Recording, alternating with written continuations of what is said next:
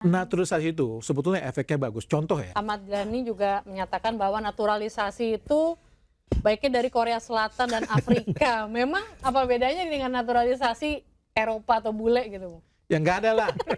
Ya, kalau memang Salah satu liga yang paling meriah di Asia Tenggara kan paling tidak.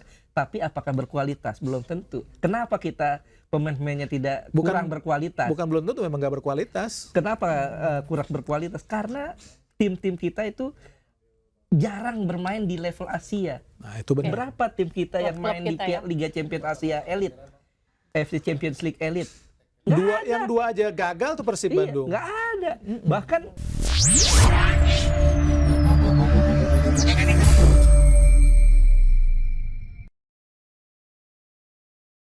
Oke, Bung Ahai dan juga Bung Ais, ini selanjutnya nih kita udah selesai nih kita bahas Patrick Kluivert. Oh, udah ya? Udah. Terus nggak berasa ya. masih banyak ternyata ya nanti ya di belakang layar aja. Ini selanjutnya ada pernyataan kontroversial anggota DPR. Ahmad Dhani soal naturalisasi ini katanya harus, jadi kesannya kayak biro jodoh ya, menjodohkan pemain keturunan dengan wanita Indonesia demi mendapatkan keturunan pemain yang harapannya menjadi pemain bola. Tanggapan berdua. Ini sebetulnya ini sih usul ini pernah dulu dilontarkan nama almarhum Sis NS. Kalau ingat tuh. Tapi itu bercandaan. Sebenarnya ya lucu-lucu atau serius ini Sis. Nah, sebenarnya? kita nggak tahu masalah ini gimmick atau gimana gitu loh. Kalau ini cuman gimmick, itu pun menurut gua, aduh, nggak pantas juga Karena di parlemen ya. Bukan hanya di parlemen, maksudnya seakan-akan gampang banget gitu loh. Orang kita atau wanita kita dijodohkan orang barat terus tiba-tiba ngelahirin pemain bola, kan nggak gitu ngelahirin pemain bola. Gua aja main bola dari umur 8 tahun sampai gede aja nggak jadi pemain bola. Jadi belum tentu pemain bola ya anaknya juga Belum concern tentu dengan lah. bola ya kan? Belum Betul, tentu. bener.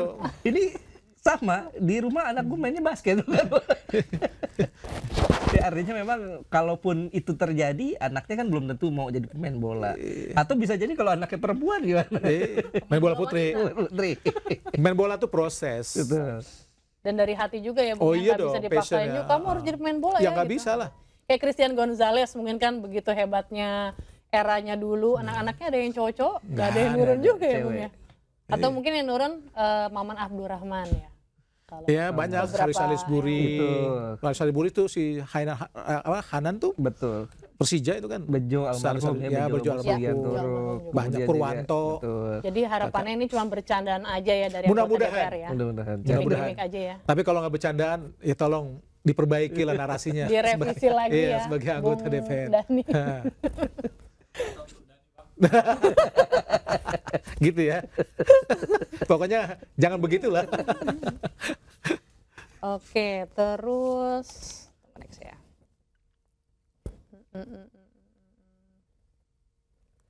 Oh ya, terus Ahmad Dhani juga menyatakan bahwa naturalisasi itu baiknya dari Korea Selatan dan Afrika. Memang apa bedanya dengan naturalisasi Eropa atau bule gitu? Ya nggak ada lah. Ya kalau memang buktinya keturunan-keturunan Kan kita di Afrika Belanda larinya kenceng. kuat gitu. malah. Iya, makanya. Maksudnya secara Tapi Eropa kan juga sama aja dong. ya sama Ada aja, bedanya. maksudnya nggak gitu juga. Maksudnya kalau misalkan keturunannya dari Eropa bahkan ya mungkin bagus-bagus atau dari Korea bagus-bagus ya tergantung itu tadi pembinaan lah, nggak mungkin kita harus dari keturunan ini ya nggak bisa lah seperti itu. Lagi pula sebetulnya kan kalau dia bilang keturunan-keturunan yang selama ini bule sebetulnya salah. Yang bule cuma Martin Paes doang. Sisanya kan semuanya tuh mirip-mirip orang Indonesia. Mes Hilger, Oleh Romani aja. Ole Romeni. Itu kan Kalau kita keturunan lihat Eropa itu. kalau kita lihat wajahnya wajah orang Medan banget gitu loh. Mes Hilger muka orang Manado. Iya, iya. Iya, artinya Ada memang Indonesia- yang bule, yang Indonesianya. betul-betul bule ya Oleh Martin Paes. Romani sama Martin Martin Paes. Betul. Martin Paes karena kan memang sebetulnya Bleiffers bukan neneknya tinggal di Indonesia. udah lahir lama di ya? Indonesia, lahir di Kediri. Bleiffers. Oke, oke. Tapi bukan orang Indonesia sebetulnya.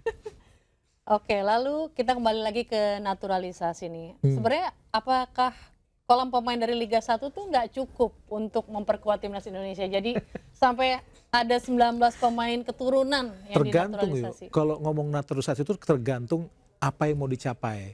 Kita harus ngelihat sebetulnya kalau sepak bola kita hanya pengen berprestasi saat ini ya, saat ini, kita bicara saat ini sampai 10 tahun mungkin. Hanya bicara di ASEAN, no problem, pemain Liga 1, nggak ada masalah. Masih bisa lawan Malaysia, Myanmar, walaupun melawan Vietnam sama Thailand aja berat untuk pemain-pemain Liga 1. Nah, tapi kalau ingin bicara lolos, main di ronde ketiga, terus lolos Piala Dunia, ya. udahlah, kita harus realistis saja ngelihat seperti itu. Iya, masalahnya kan gini. Liga 1 betul salah satu liga yang paling meriah di Asia. Tapi di bawah Singapura kompetisinya. Meriah, ini kan meriah bukan berkualitas. Meriah belum tentu berkualitas.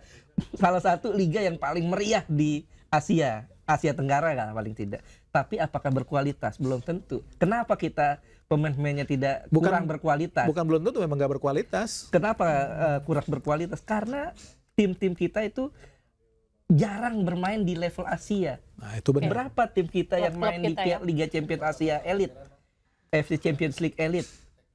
Yang dua aja gagal tuh Persib Bandung. Nggak ada. Bahkan koefisien kita itu hanya setengah untuk bisa main di AFC Champions League Elite. Thailand dapat 2, Malaysia dapat langsung. Kita nggak dapat. Kenapa nggak dapat? Karena kita setiap main di Asia, klub-klubnya nggak serius, Rontok mulu. selalu kalah terus, sehingga nggak dapat jatah. Dan efeknya apa? Saat pemain-pemain kita sedikit klub-klubnya yang main di level Asia, efeknya ke timnas kita saat main di level internasional jelek gitu loh.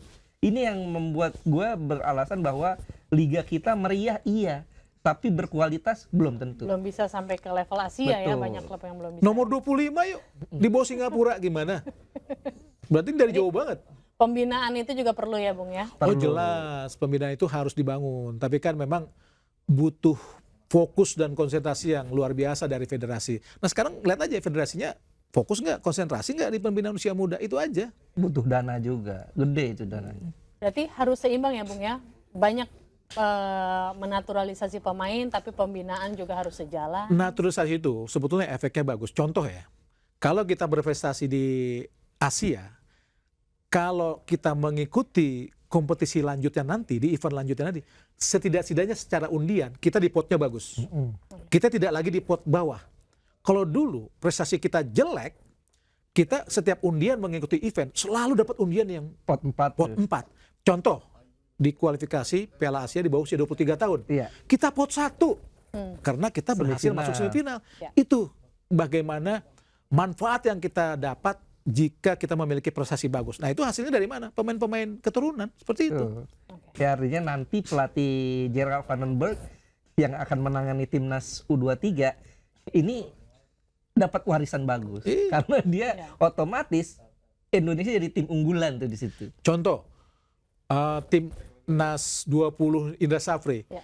Itu dapat pot 1 di undian. Kenapa? Karena prestasi Sintayong dengan tim nasional di bawah usia 20 tahun di Uzbekistan tahun 2003 di penyisiannya bagus, di kualifikasi Jadi kesininya bagus ya, Bung. kesininya bagus. Jadi dapat undian yang sangat bagus.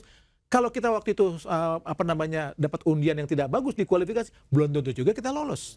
Seperti itu. Karena tentu akan lawannya akan sulit di Akan sulit di kualifikasi seperti itu. Jadi pemain-pemain keturunan ini seperti mengcounter tagar yang sekarang viral kan, kabur aja dulu. Kali ini jadi WNI aja dulu gitu, Bung. Setuju? Sebetulnya kita simbiosis mutualisme lah, pemain-pemain itu dengan kita. Kita butuh prestasi, mereka butuh panggung lah. Panggung buat tim nasional. Karena bagaimanapun ambisi pemain atau cita-cita atau impian pemain profesional adalah bermain buat negara, tim nasional.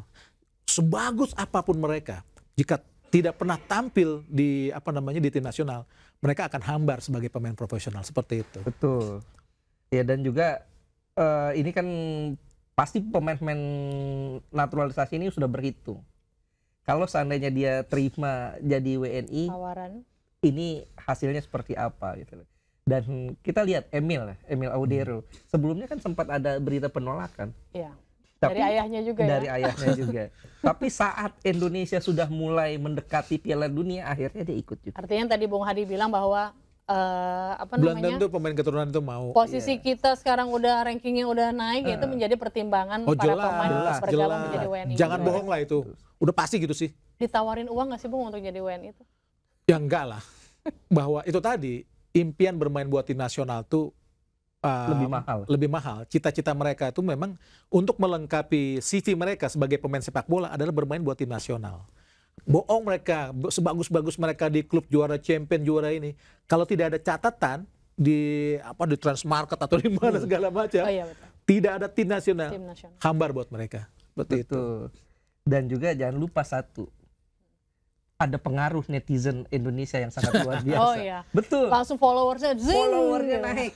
Kemudian bikin apa aja jadi laku kan. Aku tuh merhatiin sampai banget. Tom Hai bikin podcast. Iya, Tom Hai ada podcast juga ya. Itu gara-gara dia. Marketnya bagus ya teman-teman ya, Indonesia itu ya. Jadi Ya itu dulu sisi lain lah. Sisi lainnya loh. Itu perhitungan mereka juga ya. Betul. Aku merhatiin juga salah satu asistennya Patrick Kluivert, si Danny Lanzat, waktu awal direkrut, itu followersnya kalau nggak salah aku lihat tuh 4.000, sekarang 170.000. Betul. Itu asisten pelatih aja seperti itu ya, gimana itu pemain kenapa pemain-pemain kita tuh banyak diminati oleh klub-klub Asia, walaupun pada akhirnya mereka jarang dimainkan. Jadi buat marketing doang ya. Betul, marketingnya luar biasa dan ya itu terbukti. Itu kenapa Sintayong juga betah di Indonesia. Karena bukan hanya dapat gaji pelatih, banyak endorse, banyak main iklan. Iya. Tapi kan itu satu hal yang haram dong, Bung, ya kan? Lumrah. Kok ada yang bilang katanya, ngiklan terus nih. Selama tidak menyalahi isi kontrak, no problem. Nggak masalah. Itu aja. Ikuti aja cara mainnya. Berarti tanggapan pundit yang satu soal kok ngiklan terus nih STY gitu gimana dong? Ya supaya rame aja. Supaya rame. Jadi sah-sah aja ya Bung ya, mau pemain, mau pelatih. Sekarang federasi itu kan demi timnas juga bukan? Sekarang federasi mempermasalahkan itu kayak enggak. Ya. Berarti kan kedua pihak, federasi dan juga pelatih sangat profesional mengikuti cara main mereka, mengikuti aturan main. Jika tidak boleh dalam kontrak di endorse atau ikut kontrak iklan, ya dia harus ikutin kalau memang iklan kontraknya seperti itu. Iya. Tapi kalau memang boleh ya fine aja. Iya kan semua sekarang ada kontrak. Iya ada kontrak. Kalau seandainya federasi mau dapat hak dari iklan, mereka tentu perjanjian aja bikin ada perjanjian. Kontrak image right. Senang juga ya kan mungkin timnasnya kan federasinya. Orang kadang-kadang mungkin dong. Juga dari federasi juga yang nyodorinnya pemain. Mungkin seperti itu juga.